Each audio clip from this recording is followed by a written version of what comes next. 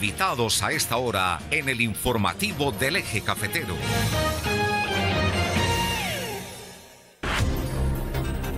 Las 9 de la mañana, 3 minutos. Continuamos en vivo y en directo a través del canal online de televisión Risaralda TV y también a través de la emisora Qué Buena 92.1 FM. Y en redes sociales estamos para Colombia y el mundo.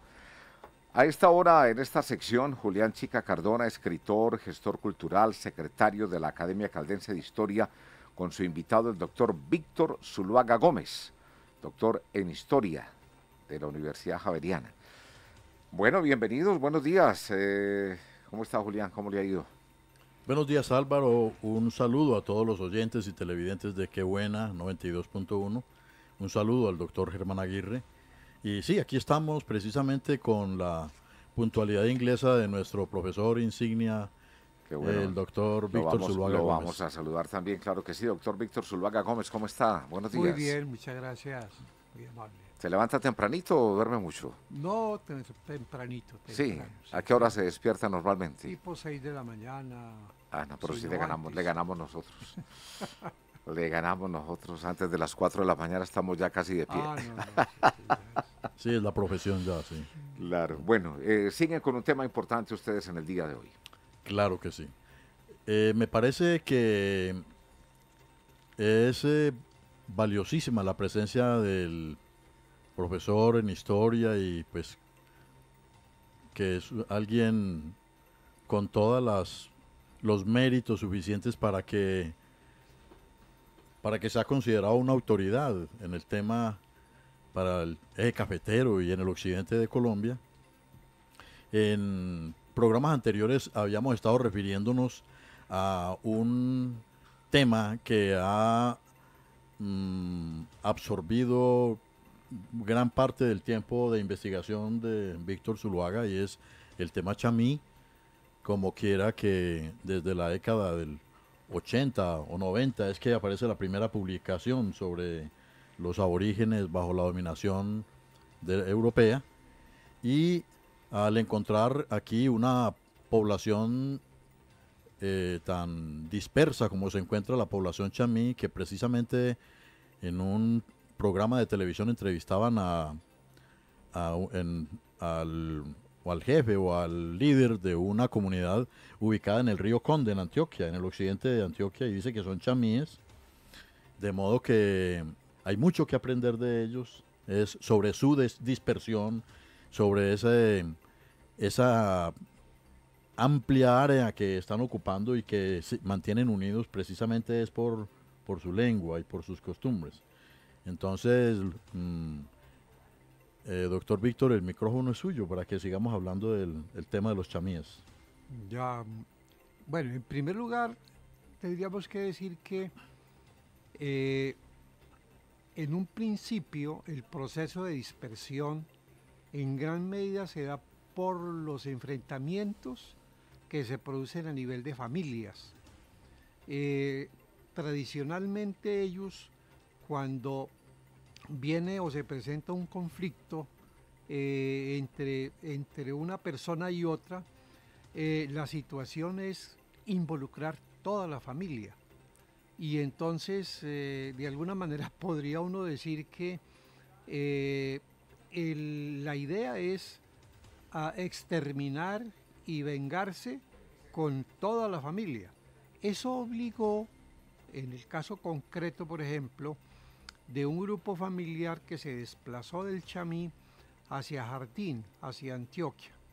Y allá se estableció inicialmente esa familia que huye de los perseguidores, digamos, de sus enemigos, que son un grupo que era otra familia también chamí, y se establecieron allí y fueron llegando alrededor de ellos sobrinos, primos, etcétera, hasta conformar un núcleo tan importante y significativo que en algún momento un sacerdote de Mistrató decía que el origen de los chamí había sido Jardín, Antioquia, ¿no? Cosa pues que no tiene nada que ver.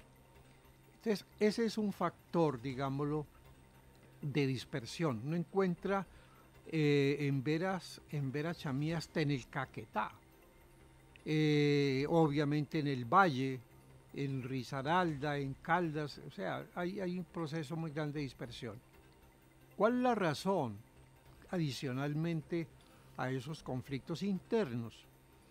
Pues el hecho de que es una zona que no tiene mucho desarrollo, proyectos productivos de ninguna manera. Ellos siempre han sido cazadores, pescadores y recolectores. No han sido agricultores, no han sido ganaderos, nada. Solamente dedicados a esas tres actividades. Entonces, ¿qué implica eso?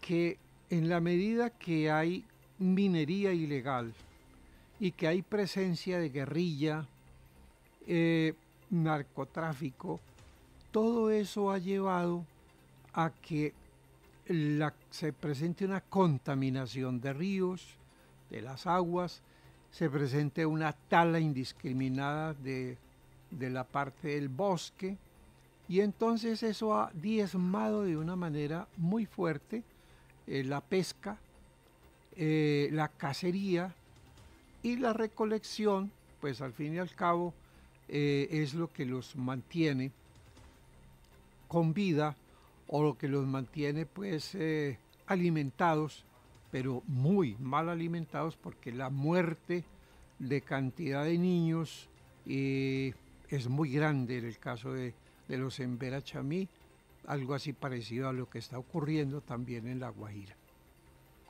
Maestro, ¿cómo se podría entender culturalmente el núcleo que existe en el municipio de Santuario, que en su mayoría son, incluso hay parejas homosexuales, pero que la mayoría son como transgéneros, se ve como que son, es decir, que están ratificados dentro de su propia condición, que se aceptan, que se reconocen a sí mismos dentro de la misma comunidad, y que la población los ha aceptado, los tiene incorporados como muy buenos recolectores de café y los tiene como un atractivo también cultural dentro de su espacio.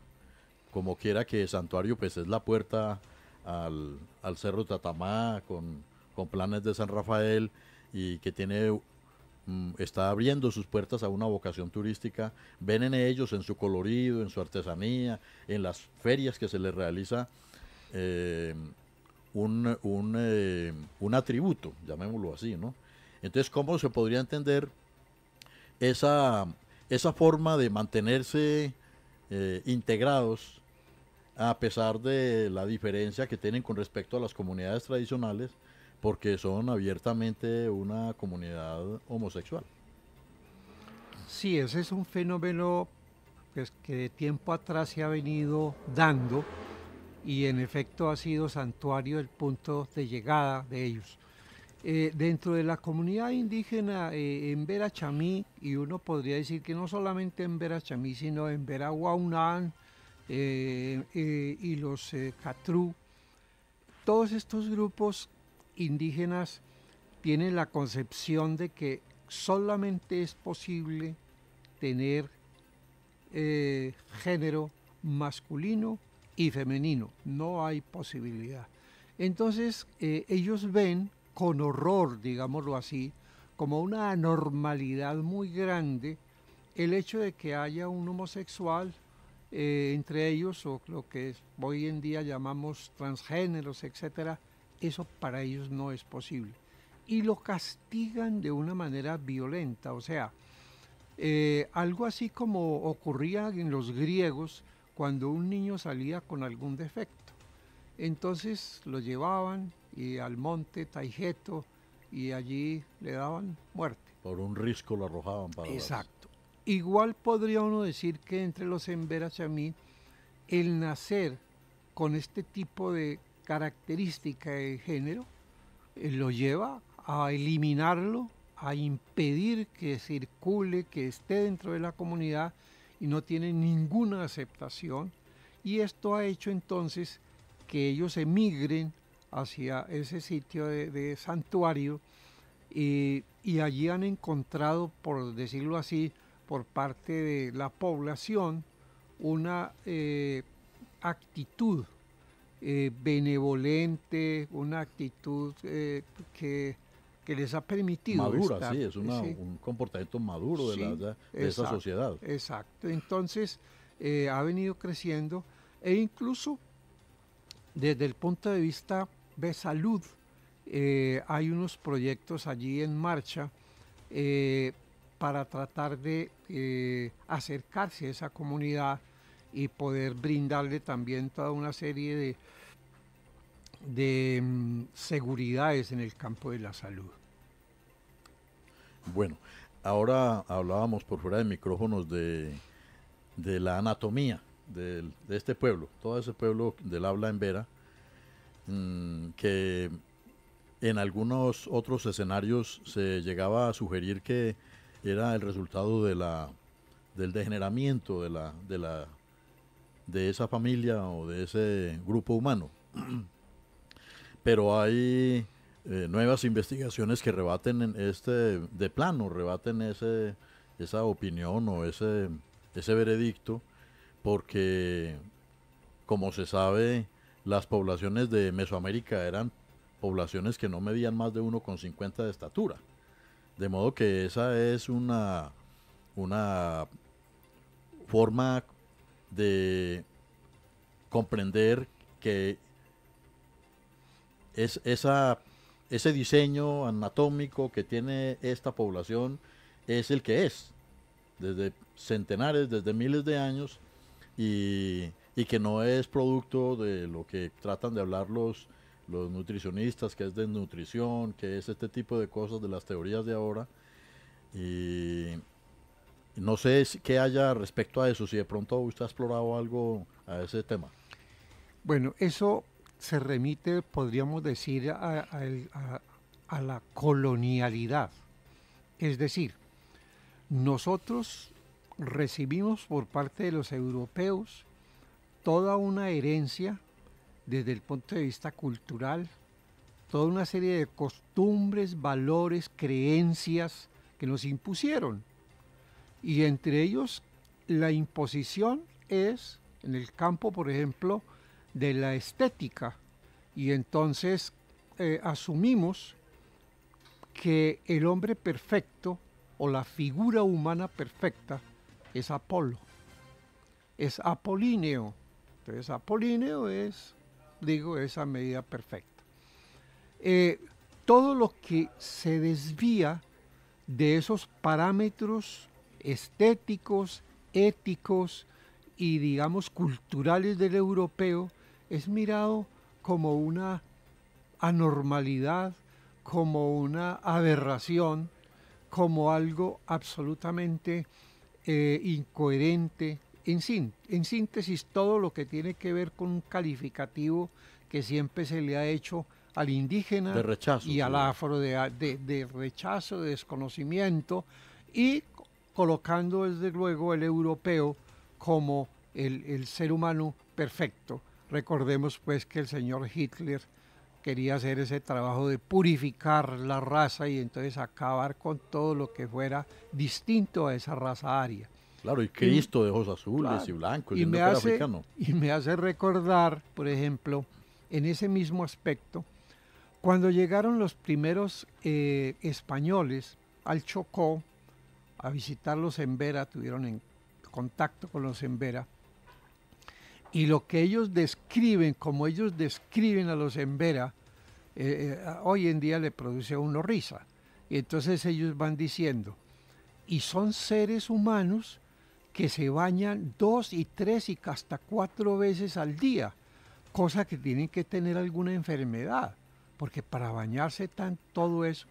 Entonces, cuando uno comienza a desentrañar el porqué de ese calificativo y de esa descalificación por bañarse, resulta que el europeo por mucho tiempo consideró que las enfermedades penetraban al cuerpo humano por los poros, por lo tanto no era conveniente bañarse todos los días.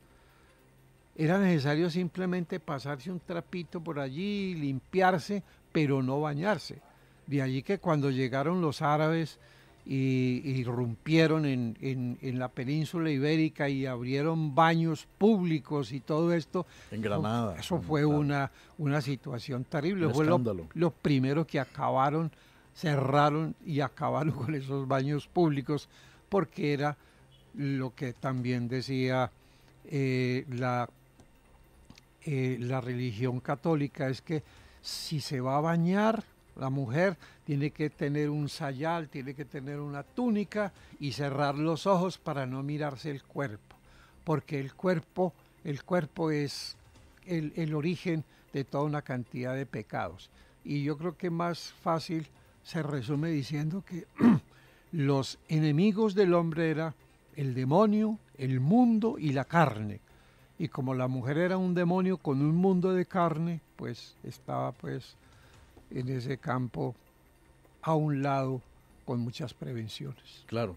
Eduardo Galeano, por allá en el libro El mundo patas arriba, menciona esa anécdota de una manera parecida también, que pues cuando los curas doctrineros, los frailes, llegaron aquí a América, traían un novicio, un joven, un adolescente, como para irlo enseñando, y que pues obviamente le servía también de colaborador, y habían visto unos esclavos metidos en un charco en una hora que no inadecuada, y el muchacho le pregunta al fraile, padre, ¿ellos por qué se bañan tanto? Están metidos en el agua. Y le dicen, eso debe ser que porque como el alma está condenada, ya están en el infierno, el calor del infierno les llega hasta la carne y tienen que estarse bañando permanentemente. Entonces todo ese tipo de teorías sí confirman que esa cultura que trajeron los conquistadores, que trajeron los frailes doctrineros, fue también una de las causas de las grandes epidemias, de las grandes enfermedades que asolaron con la población indígena, de las que hay referencias en todas las crónicas, de fiebres, de viruelas, de dolores de cabeza mortales y ese tipo de elementos de los cuales no nos hemos podido quitar de encima. Ahí el papel de la función social de la historia, maestro. Sí. La función social, como ese ejercicio que usted hizo también, que no ha terminado de contarnos, sobre la investigación de por qué ellos no tenían las tierras que realmente, tradicionalmente, que desde la tradición sabían que la tenían, y usted alcanzó a rescatar ese derecho que ellos pedían. Sí, cuando ellos me plantean ese problema de que habían perdido sus tierras, yo estuve hablando con un sacerdote que estuvo con ellos, el padre Pinto, estuvo mucho tiempo, estuvo 25 años en la zona del Chocó con los Embera Chamí, Catrú, Guaunán, y cuando él estaba retirado en Manizales, él era claretiano, cuando yo había agotado, digámoslo así, toda una cantidad de fuentes de archivos buscando eso, fui a Manizales y hablé con él y él me dijo, mire, cuando nosotros llegamos en 1912 al Chamí, ellos ya habían perdido todas sus tierras, no tenían nada, absolutamente nada. Pero curiosamente, resulta que el INCORA le había entregado 450 hectáreas a un sacerdote en el Chamí, cosa que él simplemente traslada a la curia y la curia aparecía como dueña de esas 450 hectáreas. Yo fui a la notaría de Anserma Viejo y encontré el documento en donde el sacerdote jura que allí ya no hay indios para que el INCORA le otorgara esas tierras. Entonces, de todas maneras, él fue el que me dio, el padre Pinto, me dio la pista y me dijo, de pronto en Río Sucio puede encontrar esos documentos donde digan qué pasó con esas tierras. Y en efecto, yo perdí varios viajes a Río Sucio, pero una amiga decía, abogada, me dijo, en Río Sucio, en el archivo del juzgado promiscuo hay un sótano inmenso y allí encontré efectivamente la orden del gobierno del Cauca, porque todo esto era del Cauca. 1903 perdieron y hicieron pues una venta pública de esas tierras el 17 de diciembre de 1903 y la compró don Alejandrino Palomino en Río Sucio por 33.000 pesos. Todo Mistrató, todo Pueblo Rico y la mitad de Bagadó. Ese era el territorio que ellos. Ahora, ¿por qué razón tenían tanta tierra?